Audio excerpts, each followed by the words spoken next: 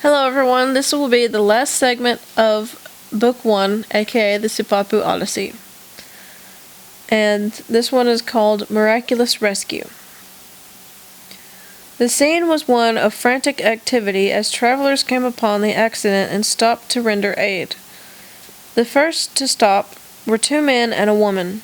They were traveling in a four-wheel driven vehicle with a winch attached to the front.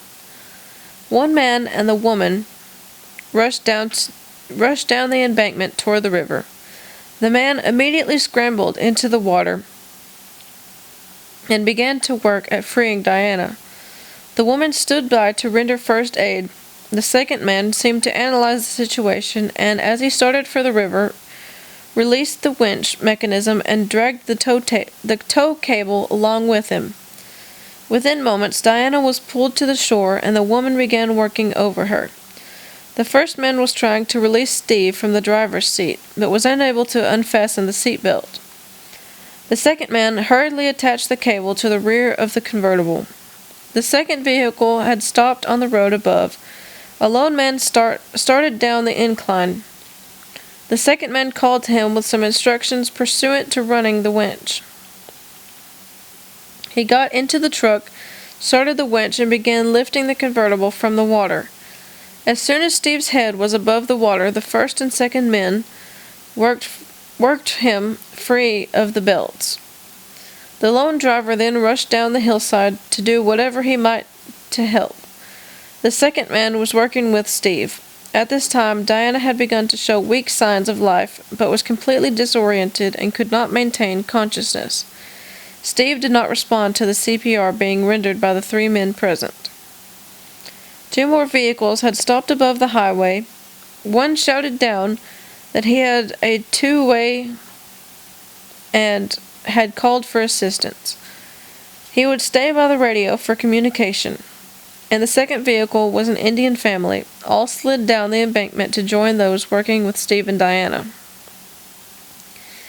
Unnoticed by the crowd which had gathered, the Indian man quietly slipped away from the group and walked a few feet up the river, stopped and looked about him. He saw nothing other than a hawk making its incessant circles in the air. He meditated for a while, then turned back to the crowd. It seemed an interminable period of time before ambulances arrived, but in the interim, Steve had begun to show some evidence of life. The three men continued to work feverishly.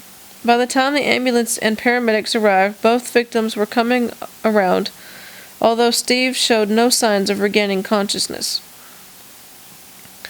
More than an hour passed before the scene cleared and returned to normal. Those who had stopped to assist stood around and conversed for a while, then went their separate ways. They left the hawk to his lonely vigil. In the late afternoon, a car stopped, and the Indian made his way back down to the river. It was as if some unknown messenger had summoned his return. The Indian sat silently for several minutes, lost in his mind. Suddenly there came a screech of the hawk as it swept low over the Indian's head and glided into the side canyon. The Indian appeared to almost become one with the bird. He rose to his feet and made his way directly to a shallow crossing in the river. He turned and signaled to someone waiting in the car to summon help. He then jumped from rock to rock until he reached the far side of the water. Then, without pausing, he headed directly to the place where the hawk had vanished. The car drove away to seek help and left the Indian alone with the canyon.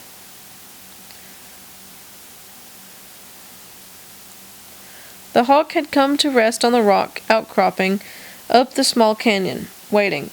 It had perched above the drawing of a beautiful Indian maiden with birds circling her head and shoulders. The Indian smiled a knowing smile. He walked faster as if drawn by some unseen magnet to the base of the painting. There at the base of the painting, in a deeply washed-out hole, lay the crumpled, unconscious body of Bob. When the helicopter arrived, there was only one broken body of Bob and a lone Indian man.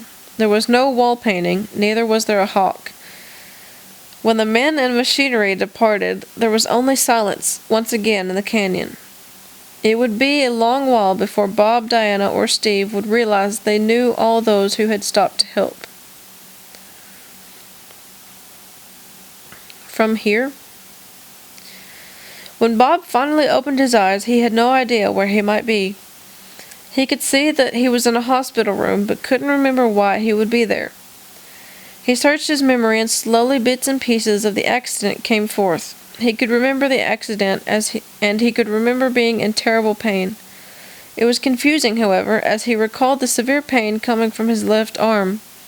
It had been unbearable. In his mind he could recall a lot of blood and broken bones, and always the terrible pain. He was alone in the room, and he carefully checked himself as thoroughly as possible. His left arm was tender to the touch, but was certainly not broken. There was evidence of a freshly healed wound of some sort. He could not remember any incident which would have produced the scar. He wondered how long he had been unconscious. It seemed many things were missing from his memory, but the recent happenings were vivid. In his mind he could see Diana and Steve in the river, and painful sadness swept over him. He rang the bell for the nurse. A team of nurses and a doctor rushed into the room and began working over him. They were full of smiles and assured him that he was doing very well. They had been concerned for a few hours, though, the doctor said. They assured him further that the accident had happened only 2 days before. But what about the arm? The doctor said they had assumed he had been in a separate recent accident because several recent injuries were noted in many places on his body. Bob felt completely confused. The doctor also said that his friends would be ecstatic to hear of his regaining consciousness. "But they are dead," he murmured. "No," was the response. "They were pulled from the river and are doing very well." In fact, Diana had been released after overnight observation, and Steve would probably be discharged within a day or so. Bob wondered what was happening to his mind. It was a joyous reunion later that day when Bob was wheeled into Steve's room. They were to share the room until discharge. Diana was full of giggles and chatter. It was good to simply be alive. Bob was in a bed nearest the window and had a view of the parking lot. There, perched on a light pole, was his beloved hawk. It was late afternoon when 2 men and a woman were ushered into the room. They were very friendly and greeted the 3 patients warmly. They explained that they had been among the ones who had pulled Steve and Diana from the river and apologized to Bob for having overlooked his presence. They said they were simply checking on their health and were on their way out of town. Addresses and phone numbers were exchanged, and promises were made to stay in touch. Steve, Bob, and Diana did not recognize Yorgos, Hippicus, and Athenia. As Bob watched his hawk preen atop the light pole, he also absent-mindedly watched an Indian and 2 other men conversing with a beautiful nurse. Then she accepted a bouquet of flowers and a parcel, waved goodbye, and all dispersed. It was Fawn, Spotted Eagle, John, and Richard, but Bob didn't know. Half an hour or so later, the nurse pushed the door and came into the room. She said the flowers and box had been left for all 3. She said the people had helped in the rescue and sent the things with best wishes. She placed the flowers between the beds and handed the box to Diana. The card was inscribed, "Best wishes for a speedy recovery and hope to see you again. Your river friends." Bob could hardly pay attention to Diana. He could not take his eyes from the nurse. Then he realized he could not recognize her. The 3 were completely confused by what was in the parcel. There were books, one entitled New Teachings and the other The Sacred Hill Within. Then there were engineering papers with drawings. One was of a small vibration box attached to the bottom of a wind turbine. The turbine was identical to the ones being installed by the 3 in Tehachapi. The other drawing was of a device with crystals and gold wires.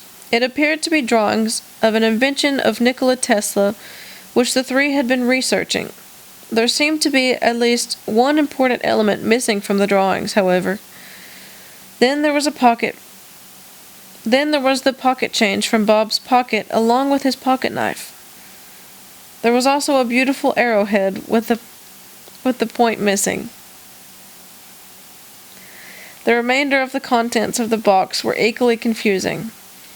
Among them were 3 packets of seeds, sprout seeds, soybeans, and lentils. The 4th packet contained a green powdery substance, which was labeled algae. There were instructions for cultivation included.